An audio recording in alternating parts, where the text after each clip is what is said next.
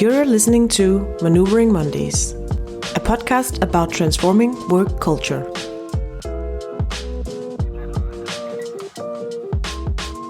In this first part of the episode, we follow the fictional story of Marie, who's an HR manager in the edtech company Zebra Apps, as she maneuvers the challenges of transforming their work culture.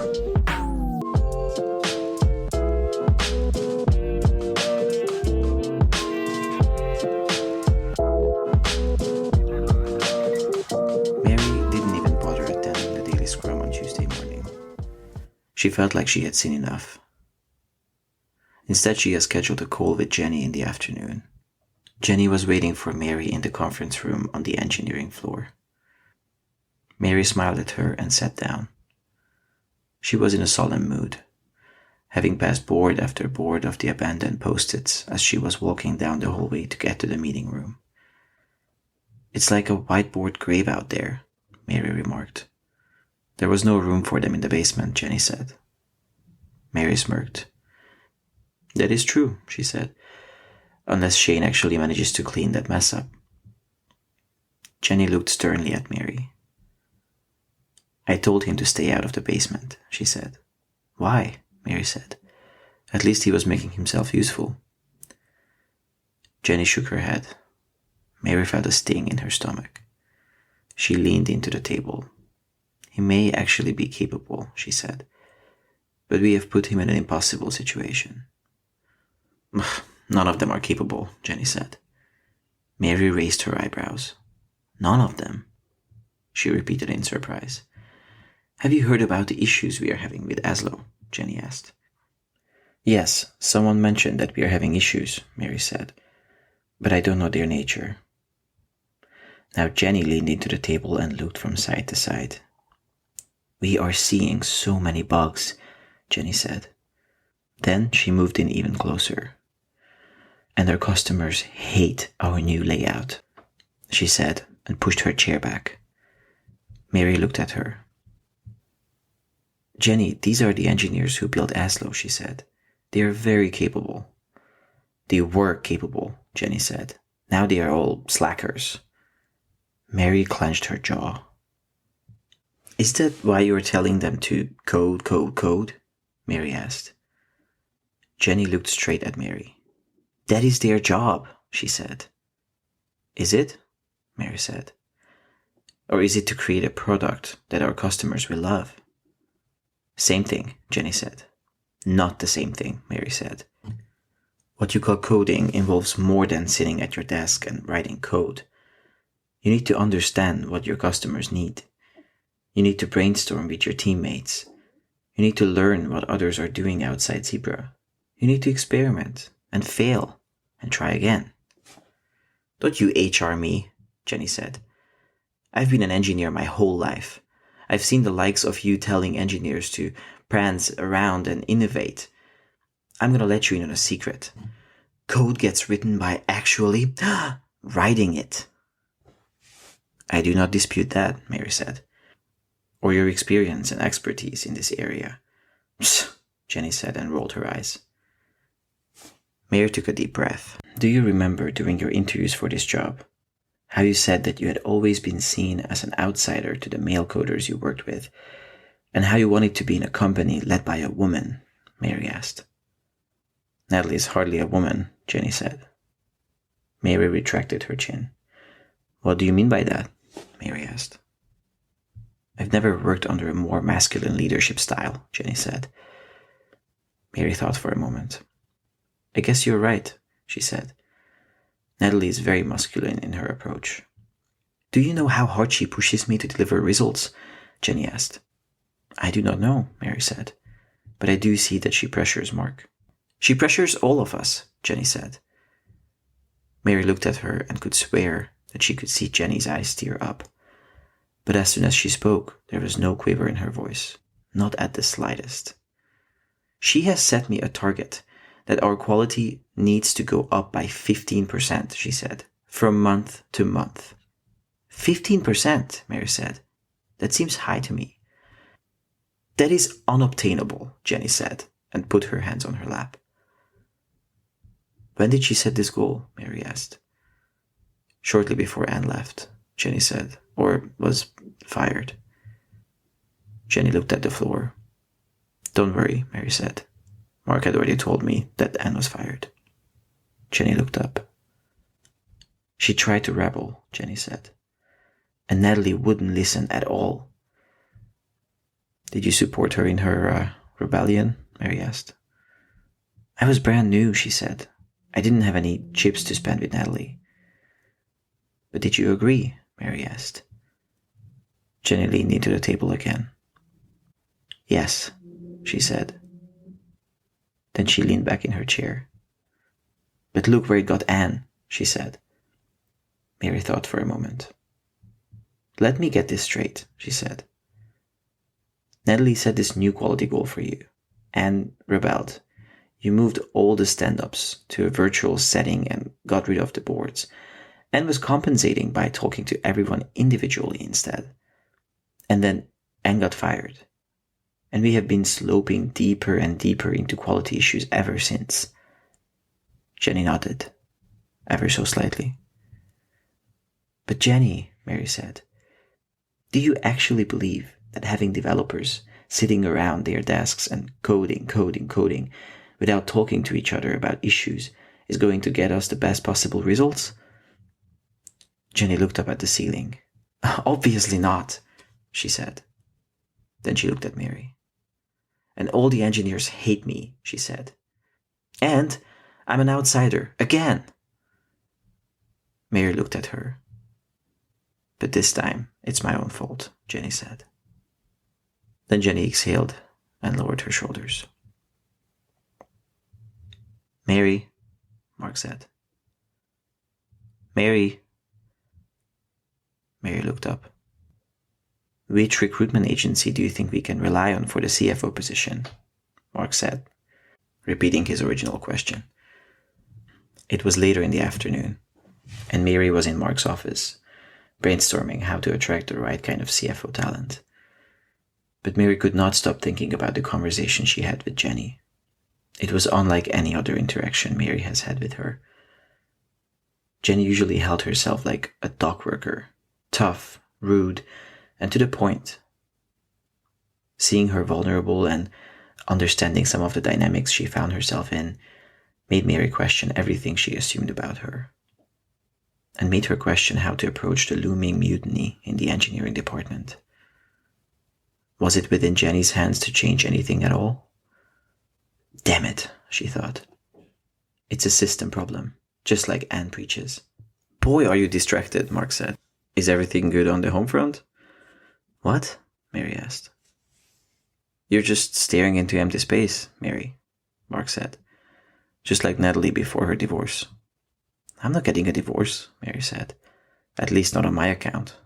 Mark laughed. Now I've got your attention, he said. Sorry, she said. I had an interesting conversation with Jenni today. You know what? He said. She was here right before you came in. What did she want? Mary said. Her heart sank. It was interesting indeed, Mark said. She asked if we could lower Shaine's salary to the level of the other engineers. Mary raised her eyebrows. That is a radical move, she said. Yes, Mark said. And I asked her to speak to Paul. It would be a great signal to the other engineers, but we need to make sure that we are on firm legal footing. You are actually considering it, she said. It seems like he's a lot of trouble, he said. So even if we lose him, that might not be a big loss. But if we bring him on par with the other engineers, maybe they will include him and can actually contribute. Mary looked at him. It's a way to nudge the system towards equilibrium, he said. Mary laughed. Now you sound like Anne, she said. Well, he said, she wasn't entirely wrong about everything. Mary smiled. I think we should go with CXO recruitment group, she said. Mark looked at the brochures they had laid out on his desk. I think I agree, he said. Or we should consider doing our own research, Mary said. And who do we have internally that can pull off a recruitment like that? Mark said. Mary looked out in the hallway as if scanning the HR department. I know that you could, Mark said. But you're too busy fixing the culture problem around here to have time to chase CFOs and their big egos. Mary looked at him. He was wearing a kind smile. It was a compliment. So how do we tell them? Paul asked. It was Wednesday morning, and Mary met Paul in the kitchenette. They were both getting coffee. I still can't believe that it's legal, Mary said, and that you are on board with it. I don't like this function any more than you do, Paul said, and offering Shaine twice the salary of his peers has created a lot of dysfunction. Mary was about to say something. I know that I approved in the first place, he said. Why did you? Mary asked. Frankly, I didn't think you would tell anyone, Paul said. Mary looked at him. Then Paul cracked a smile. Then Mary began laughing. Are you serious? She asked. I do have a sense of humor, Paul said. Mary stopped laughing, not sure if he was serious or not. I think the question is how we tell Shaine, Mary said. Jenni and I already agreed, she said. I will meet him. Jenni will also be there. He will be upset, Mary said. I'm a grown man, Paul said. Mary looked at him and nodded. But we need to consider how to tell the other engineers, Paul said. I can take care of that, Mary said. Good, Paul said. We're doing it later today. When you go, Mary said. Paul smiled, picked up his coffee and walked out of the kitchenette. Mary fished out her phone from her pocket and called Jenni to agree on a game plan for telling the engineers. That afternoon, the engineers department was gathered in the canteen. Mary pacing while waiting for Jenni to show. Shaine came in and sat down. He smiled at the engineer next to him and settled in his seat. Then Jenni walked in. She walked towards Mary. He seems okay, Mary said. He was relieved, Jenni said. Mary looked at Jenni. You were right, Jenni said. We did put him in a difficult position. Mary nodded. Ready? She asked and gave Jenni the microphone. Hi everyone, Jenni said. The room hushed. Someone muttered, Not online this time, eh? Mary looked around to see who it was, but could not make out where the sound came from. We have identified pay disparities among the engineering team, Jenni began, that I know have been a concern for many of you. The room went silent. In order to support our values of collaboration and commitment, we have decided to even out the pay disparities, she continued. You all know that there has been cases of extreme outliers. These individuals have accepted a revised pay on par with the rest of the engineering cohort. The entire room looked over at Shaine. You took a pay cut, huh? Someone shouted. This time Mary noticed that it came from Ibrahim. Fool! Someone else shouted. We also want to take a closer look at the current salary levels of the rest of the cohort and make adjustments to ensure coherence, Jenni said. At every table someone was saying something. Mary looked around. Shaine was the only person sitting quietly.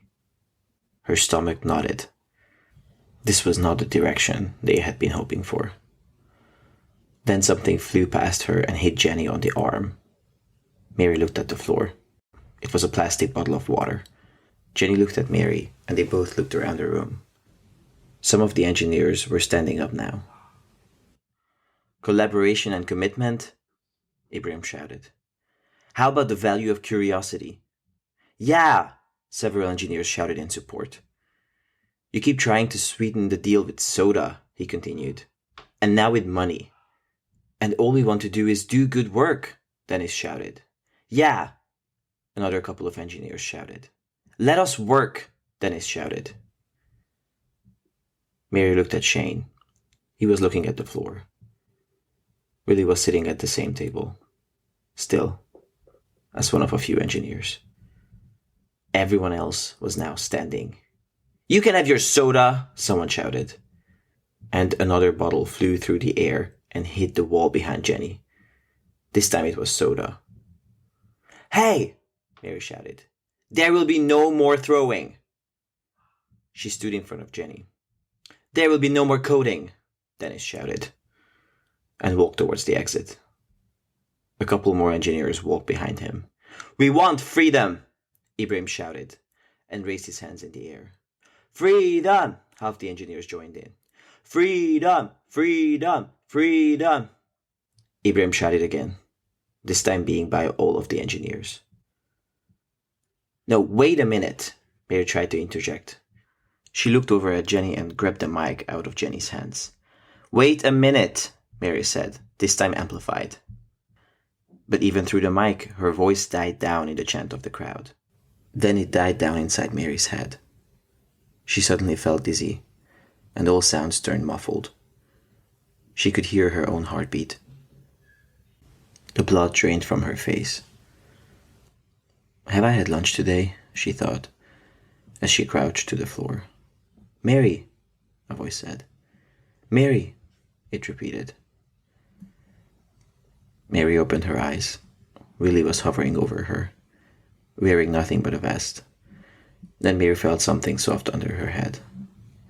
I am laying on his sweatshirt, Mary realized.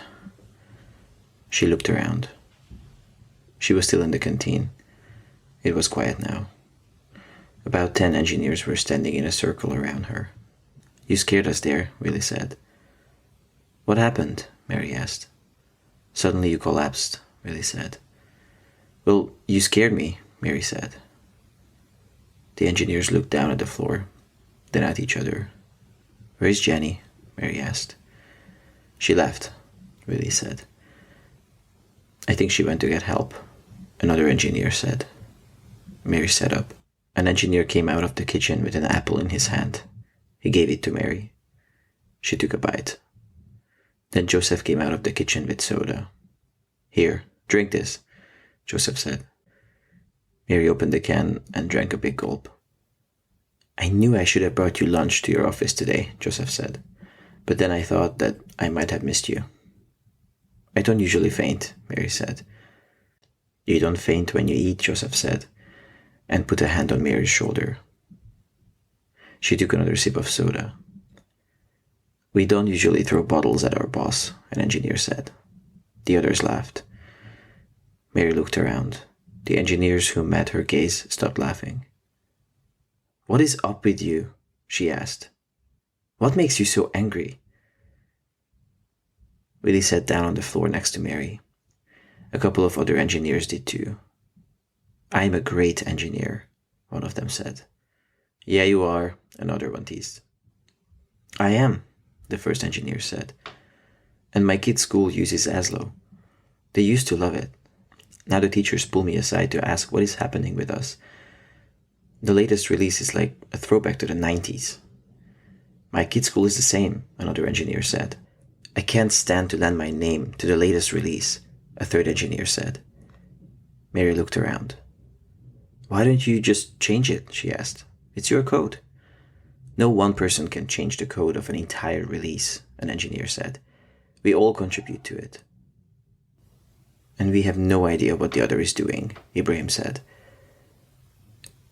He stepped into the circle surrounding Mary.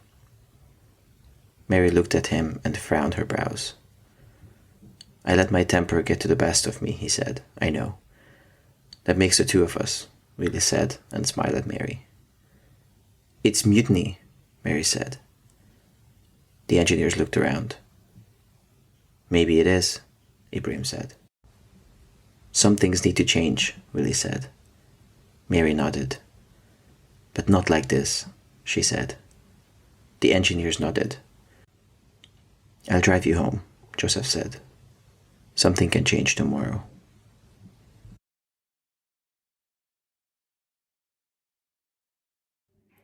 Mary had not anticipated this message. Jason had texted her the day before, asking if they could meet in the coming week.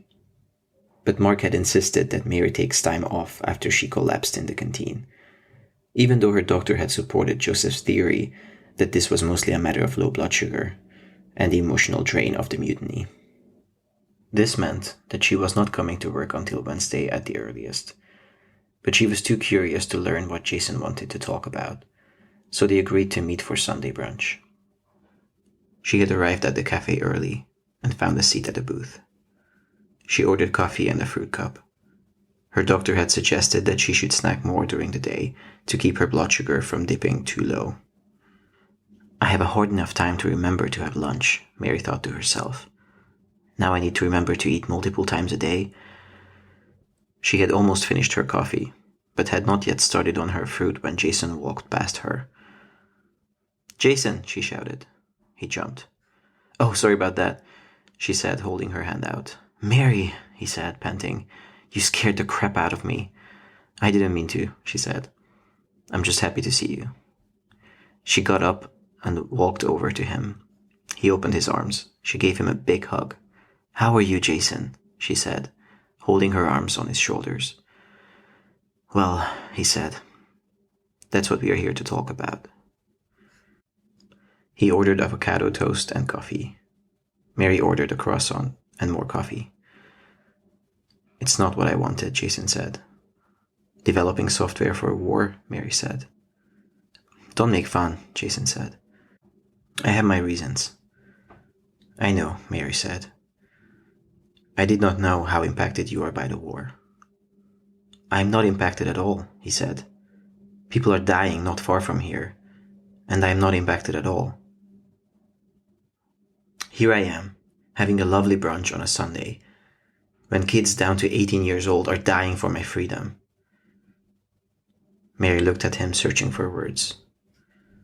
"It's not right," he said. "No," Mary said. They sat in silence for a couple of minutes. Mary considered eating a piece of her fruit, but her stomach did not feel like it could contain even the slightest bite. "But," Jason said, "I also realized that it is completely outside of my control." Mary looked at him. "I couldn't get into the intelligence unit. I couldn't be sent to the front. And now I can't even convince my company to donate equipment to the war efforts." "It's the same as with ASLO," he said, shaking his head. "It's as if we are all closing our eyes and pretending that this has nothing to do with us," he went on. "I think you're right," Mary said. Jason looked at her. "There's nothing you can do," she said. His upper lip quivered. "And it doesn't concern you," she said. "It's not your war, and it's not your country." "Mary," he started. "I'm not saying that you shouldn't care," she interrupted him. "But you do need to realize the potential impact you can have on a situation, which is not a lot." "That's why we are here," he said. "Do you want to come back?" Mary asked, partly as a joke. "I've seen your new release," Jason said. Mary smiled. "It's bloody hopeless," he said. They both laughed. "You've had Drew do the UX," he said. "He's great at many things, but this is not one of them." "I don't know Drew," Mary said. "Really," Jason said. "He's the tall engineer with flaming red hair." "Oh," Mary said. "Then I do know Drew." I should really learn the names of our engineers, Mary thought to herself. "Also, I heard that you had a mutiny last week," he said. Mary could feel the blood flowing to her face. "What have you heard?" she asked. "That you tried to even out the pay disparity," he said, "but that it was too little too late." "Who is keeping you up to date?" Mary asked. "Willie is," Jason said. "And Tom. And Dennis. And Ibrahim. And Lily.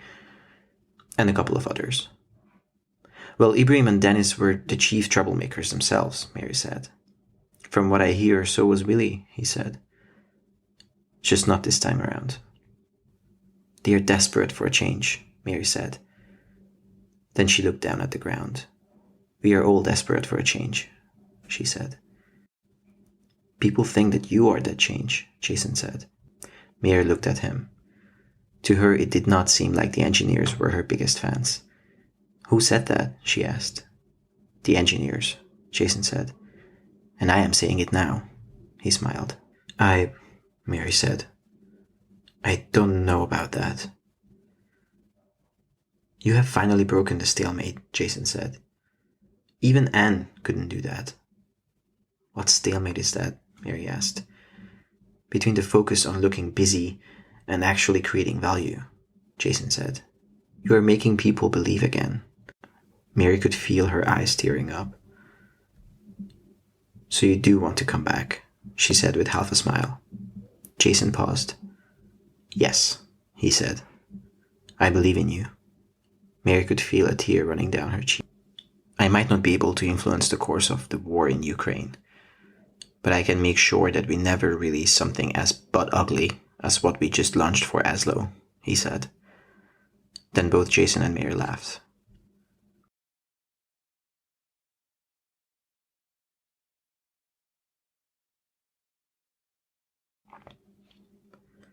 Mary was sitting in her car after she and Jason had said their goodbyes, and Mary had promised him to speak to Mark to make sure that he was on board with Jason coming back.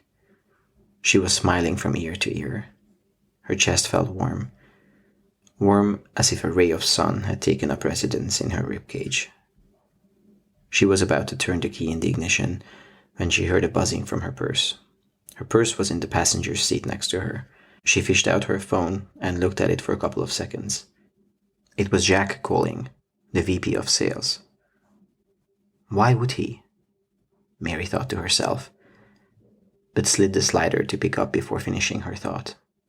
Happy Sunday, Mary, Jaque thundered. It is in fact Sunday, Jaque, Mary said. It won't matter that it is Monday tomorrow, Jaque continued. I hear that you are grounded until next week. Mary frowned. Did Mark personally tell you that? She asked. No, Natalie did, he said. Sounds like you had quite the event in the canteen the other day. Mary looked straight ahead for a couple of seconds. Of course Natalie knew about the incident, but Mary was not there to tell her the actual course of events. Mark had sent her home as soon as she had told him about what happened. She never had a chance to tell her version to anyone else. That red-hot bowl of lava started to heat up in her gut. Jaque tore her away from her train of thoughts. Are you still here? He asked. Yeah, Mary said, still here. He's understanding you, he said. Who is? Mary asked. You're Mark boss, he said. Treating you like some delicate flower and sending you home to rest up. You're the toughest broad I've ever come across. Mary smiled. It was like an actual compliment. Did you feel the urge to tell me this right this instant? She asked. You should know that I have noticed that about you, he said. But that is not why I'm calling. What can I do for you? She asked. I can't sell a damn thing these days, he said. You're calling HR to complain about sales? She said. Jaque laughed. I know that you have been talking to Jenni's folks about their teamwork and stuff, he said. And I think that is the root of our problems. The quality of ASLO has been going down, and now the word is starting to spread. When my guys are visiting our customers, all the customers want to talk about are the bugs in the system. Mary nodded. I have heard that our latest UX was appalling, she said. It is not just the UX, Jaque continued. Features that were perfectly fine before are malfunctioning. It is as if the different parts of the system stop talking to each other. Mary smirked. It is because the different teams working on ASLO stop talking to each other, she said. Yeah, I heard about Jenni's shut up and code policy, he said. That is not the kind of self-management that I believe Richard and Natalie had in mind originally. I'm still not sure why we are having this conversation, though, Mary said. Jaque went quiet. Look, Mary, he said, I can't do my job unless you do yours. I can't sell squat unless we make better software. And we can't make better software unless you fix engineering. Our interests are aligned here. I see, Mary said. I'm calling to offer my help, he said. Whatever you need to get this train back on its tracks, you've got it. Organizational psychology is a hidden talent of yours, Jaque. Mary teased. Don't be snarky, Mary, he said. Mary wondered if she had gone too far. Jaque, she said, can you get me back to work for tomorrow? I'll call Natalie right away, he said. He hung up. Mary stared at the black screen of her phone. From an executive that had spent a year avoiding her, he has suddenly come to value the softer side of running a business. Mary's phone rang again. This time it was Natalie. I hear you have been grounded, Natalie said before even saying hello. Hello, Natalie, Mary said. Mark is really protective of you, Natalie said, but this seems excessive. I am feeling just fine, Mary said. I want to come back to work. I can't see why not, Natalie said. Will you tell Mark? Mary asked. He will find out soon enough, Natalie said and hung up. Mary raised an eyebrow. Was that a yes? A no? Will he find out when Mary shows up to work tomorrow? She looked at her phone. Maybe Mark was being protective. Then a tiny thought emerged at the back of Mary's brain. Maybe he had good reason to. But the thought disappeared before it had seen the light of day. Mary sighed. She did not want to take Mark by surprise by just showing up to work tomorrow. She dialed his number. Hey, Mary, he said. Natalie just called. Hi, Mark, she said. I wasn't sure if she would. I appreciate you trying to warn me yourself, Mark said and then paused. About going above me to my boss to get yourself out of sick leave, he continued. Mary could feel the blood flowing to her cheeks. She said, but nothing more came out. She will take everything you've got, Mary, he said. Mary's eyes were flickering from side to side, as if looking for clues for how to respond. Of course I want you back as soon as possible, Mark continued, but not if it costs you your health. Mary's chest felt warm again.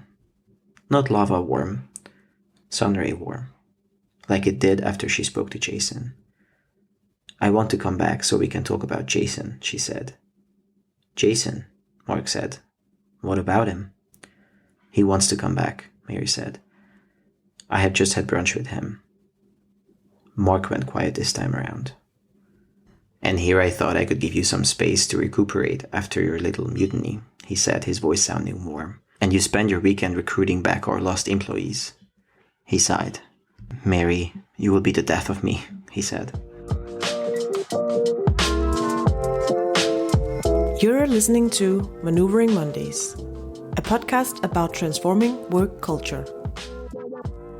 Tune in when we invite guests to comment on this part of Marie's journey. What are your thoughts on Marie's situation? Have you had a similar experience? And what would you have done? Join the conversation on our LinkedIn page and let's maneuver Mondays together.